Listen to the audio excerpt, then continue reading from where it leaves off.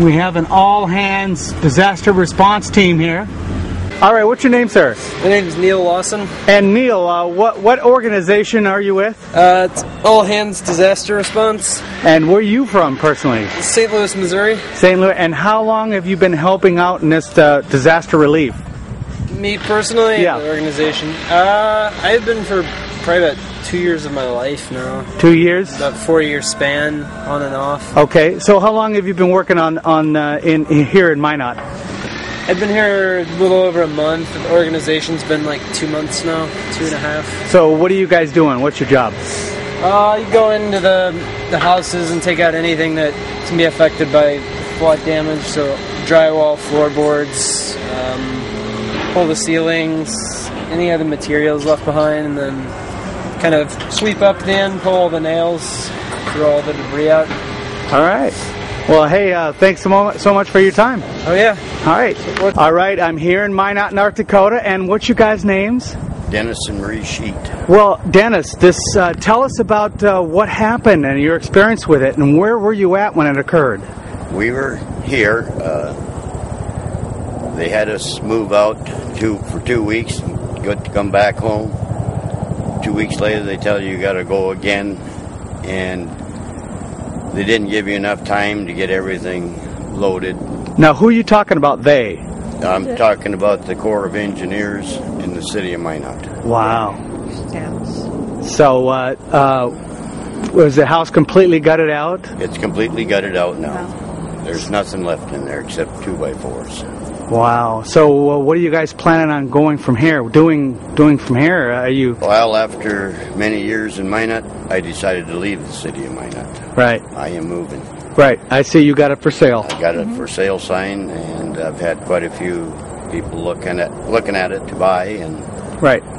Well, how high did were you actually in the house when this happened? No. Oh. We were out. For You got barely out. Well, a day and a half. Okay. Not quite. Because you knew you heard about it that it was going to. Well, they called you. They called you and told you By you had to telephone. evacuate. You had to evacuate. At first we were supposed to have 6 hours, and then they eliminated it to 3 hours because it was coming faster than what they thought. Wow. And people, a lot of them just barely made it out. So It was over 5.5 feet on the main floor, which is a good 3 feet off the ground. So wow. So that water was that high in the house. 7.5 feet where we're standing. 7.5 feet here and 5.5 feet in the house. yeah. Holy moly! And of course, And of course you didn't get Oh, everything. this is That's- the last. That's the last. that's bit of- just the last of the debris. The Oh, last yeah. of it. They've hauled out. Oh gosh. They've been here 3-4 times picking up. Okay, so if you could briefly go over again what the Corps of Engineers had you do. I mean, they had you. It was the Corps and the city and them, and they called on the phone and said that it was to the first time that we had to move out. They thought it was going to flood coming out of Foxland.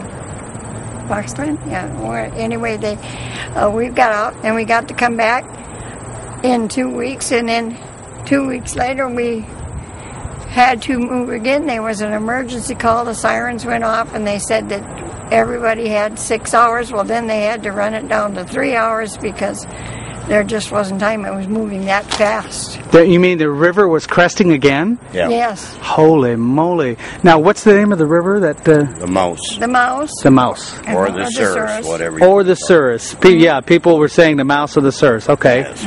So 2 weeks. Mighty Mouse roared. Mighty Mouse. Okay. So 2 weeks later, they told you to evacuate again. Yes. Yes. And That how? time, a lot of everybody had to all the way along the valley.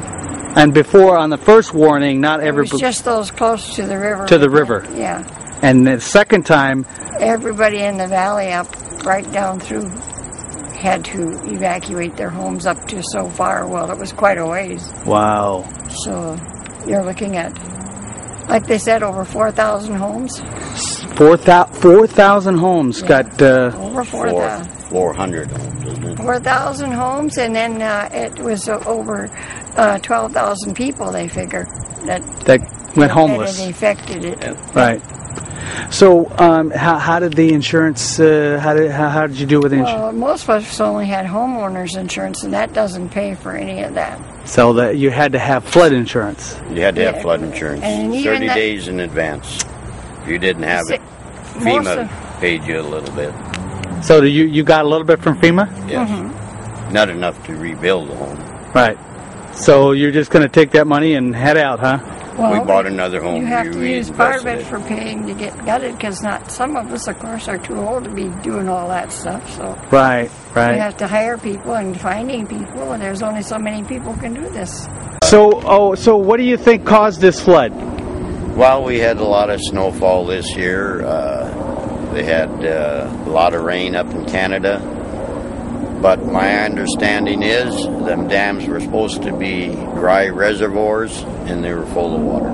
So what dams are you talking about? The Rafferty and Alameda Dam. And those are in Canada? In Canada. Far up. Yes. So it's kind of like the same situation with the Gavin's Point Dam. The water flow out of there. Yeah. Okay. All right.